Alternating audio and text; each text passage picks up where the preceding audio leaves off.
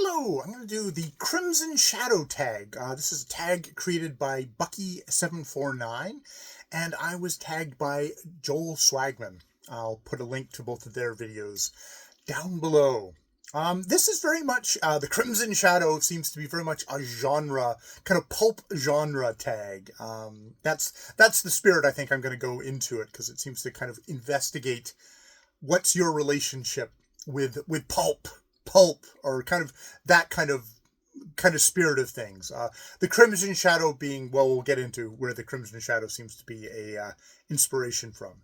So the prompts are: number 1, what is the first manga, comic, or graphic novel you ever read? 1 or all 3 if you like. If not, what was the first movie you saw that was based on a comic? So the first comics I probably read as a child of the 80s, running around in the 80s, born a couple of decades before, a decade or two before that, was probably Archie comics or Richie Rich, something like that. Stuff that was basically kind of left hanging around, just the really crude, you'd find them in grocery stores, stuff like that. Well, you found a lot of comics in grocery stores back in the day. That, and at school, I remember that the library in our school would have like Tintin comics and Asterix, and I'd spend lunch hours reading those. That was the stuff that was kind of just around at the time. And then, as it went along with comics, that was very much, the corner store had racks, and I have a vivid memory of, I'd have to take 2 buses to get to swimming practice. And the one bus would take me downtown, and I'd have like maybe 5 minutes, maybe 4 minutes to run into the local kind of the corner store there, go through the racks, buy a couple of comics, jump on the bus, and then read those comics going to swim practice, Then when it came to graphic novel, I mean, I guess, the Dark Knight, when it came out, I was just falling out of comics then, but that's probably that. When I got back in with probably more what's traditionally considered as graphic novels, it's probably Spiegelman or Crumb, kind of, mopey autobiographical comics by independent, creators is probably, was more my speed of what I got into in the graphic novel thing. Manga is never been. I'm just the wrong generation, I think. There's definitely manga that I've read, but nothing that comes off the top of my head. Number 2, which book or series have you reread the most? And I think I'll go with this kind of series, because series, I think then you get into the fantasy and the science fiction.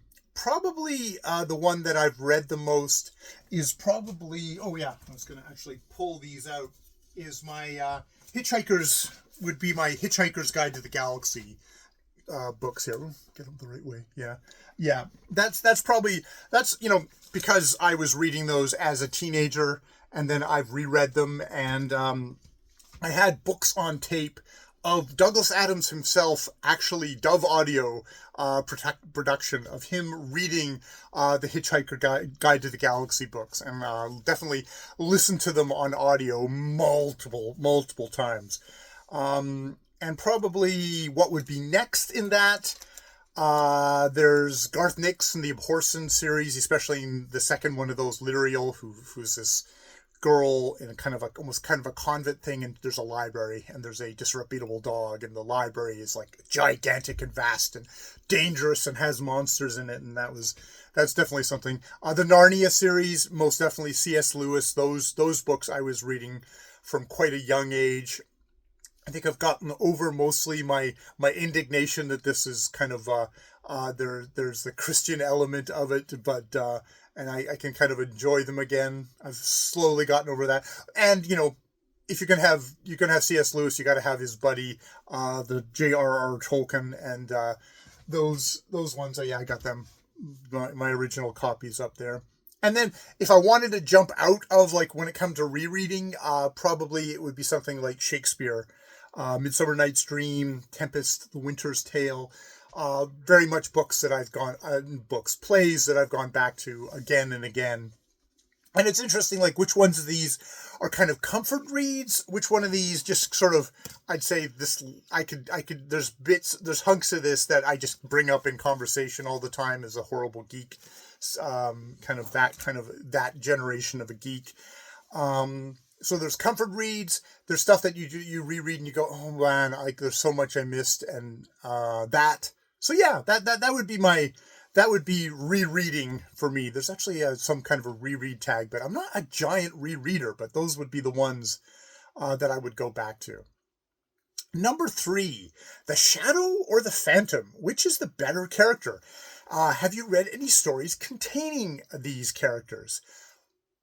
When I was a teenager growing up, I would stay up late at night, kind of doodling, drawing and stuff like that, and I would listen to the radio at the time, and they would play kind of old radio shows from the kind of like from the 30s to the 50s, the golden age of radio, when radio was television of the time. Like, there were sitcoms, there was adventure stories, there was mysteries, there was horror, and there was the Shadow, which is probably most famously voiced by Orson Welles. It's that, who knows what evil lurks in the hearts of men? The Shadow knows. So very much I'm not very familiar with the Phantom, but the Shadow in the radio dramas, and just like the Foley work, it was a giant imaginarium, which, especially the Shadow, who's basically invisible and people can't see him, and he's just his voice in the darkness. That's radio. That works the best, I would argue, on radio. At least that's what I assume. That's the only experience I have. But I don't really know much about the Phantom. Number 4 is also going to be pretty one-sided for me. H.G. Wells or Rex Stout? Who, in your opinion, is the better writer, and why? I do not know Rex Stout at all. Creator of Nero Wolfe, detective who never leaves his brownstone. I know that there's a lot of books, like a ton of books and novellas and short stories that I could try on that. Someone should point me to what would be the starter Nero Wolfe, starter Rex Stout book, probably in the Nero Wolfe series. What would be to start with? So I can't really speak on that. Interestingly, I would say that probably mysteries and detective stuff isn't so much. Most of the time, I've got to be interested. I read historical detective. Like, there's a couple of series that are set in Rome or in Elizabethan England, which have detectives in them, and the history part of it probably carries it along for me more than the detective part. Now, for H.G. Wells, I've definitely really enjoyed the H.G. Wells I've read. That's Time Machine, Island of Dr. Moreau, Invisible Man.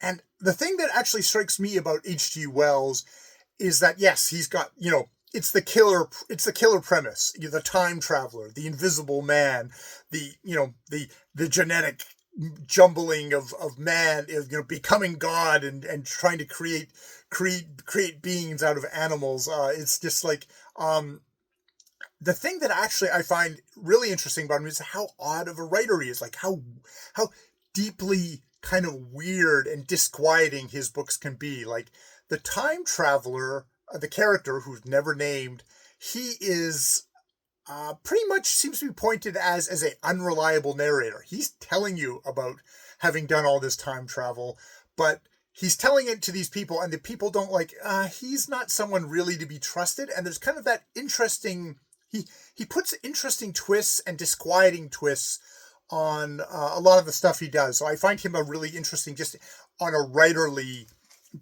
how he constructs. He's not, there's a lot of 50 science fiction writers who, they had good ideas, but the characters were kind of flat, and it was maybe kind of meat and potatoes kind of storytelling with amazing ideas that I could never, in a million years come up with myself. But there was other parts of it that felt lacking, which I don't actually. I find H.G. Wells, if you can kind of bridge that gap of the time period, he is somebody who's like, oh, okay, this is a guy who's got chops writing wise, and is interested in in complicating things, aside from just his the killer premises that he comes out with. So I mean, I've never, so that's my plug for H.G. Wells, I guess, for that question. Number 5, biography or collection of essays. Which would you rather read? I'm going to put this in the context, for the most part, of the genre of kind of pulp and genre. Definitely biography is the way I probably read, at least in book form. I read a lot more biography than I would essays. Essays are not a big thing. Thanks to a free library find, this is the complete works of Montaigne, the example of the essayist. So, I'm gonna try, or maybe I'll try the smaller version, the much smaller version of Montaigne, for essays. So I'll leave it there for that, of like, there's a project and a half, or maybe, multiple projects over a lifetime.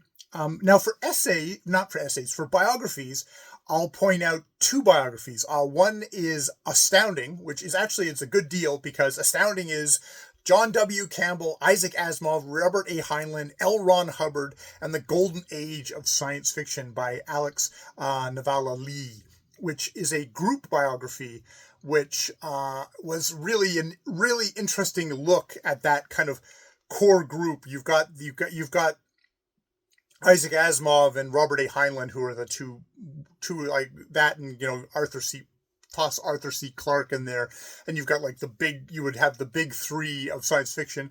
John W. Campbell, who is kind of a controversial figure now, who very much tried to mold and shape these the writers under them, and probably the measure of the independence and creativity of like Asimov and Heinlein, of how much they resisted that, how much they were shaped by that or influenced by that. And then you have, this L. Ron Hubbard, who, even if you didn't know he was the founder of Scientology, when you get the portrait of him, it's like, this is the guy who's most likely to come up with a cult, a pyramid scheme. He's a chancer. He's somebody who's looking to con people in there. So I would highly recommend that if you're interested in kind of the 50s kind of pulp. And pulp in a sense of like wasn't regarded seriously at the time, has come up greatly in the world, probably because all the people who took them seriously grew up and then continued to take that seriously. The other book would be Jack Cole and Plastic Man, Forms Stretched to Their Limits, which is a pretty short, kind of almost like a little snapshot of artist Jack Cole and his creation Plastic Man from comics, by Art Spiegelman and Chip Kidd. Chip Kidd, I think, doing the design, I think, mostly on it. But definitely a book that kind of delves into an interesting, conflicted, kind of ultimately sort of tragic fellow, Jack Cole. And that was another just example of getting into kind of comic artists where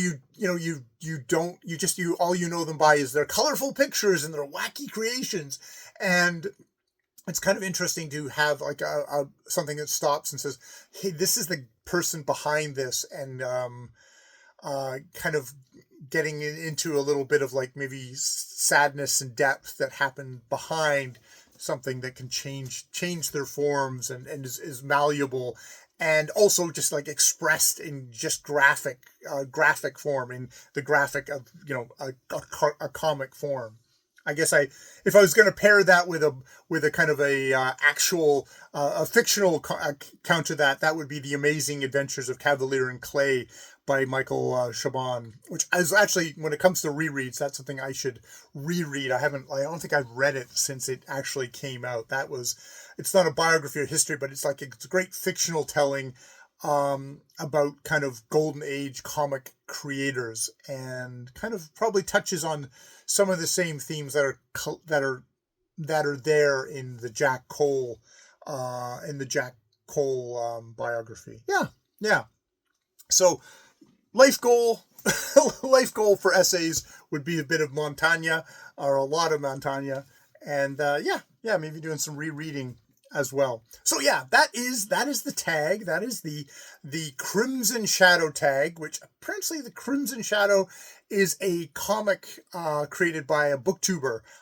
Not really quite sure who, or well, I didn't do the homework to figure out who. You'd have to go to Bucky the channel Bucky749 to find that out. Now the last thing is to tag, and I do think that this is definitely a slant for somebody on the more genre side of things.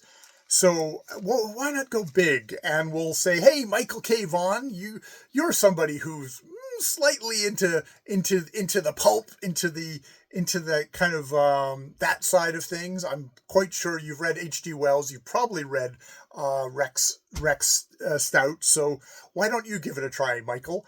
And the other one, we'll try Wiebke at one book and one review. See if she's got some thoughts on this. If she does tags, I'm not quite sure she does tags at the moment. But if not, definitely if you don't know them, especially Michael K. Vaughan, but if you don't know either of them, Wiebke does a lot of reviews of the Terry Pratchett books, which I could have also put up my collection over here of Terry Pratchett. She's been slowly and steadily kind of rereading Terry Pratchett books and doing a bang up job of doing one book, one review on those. So yeah, check her out. All right. So yes, thank you.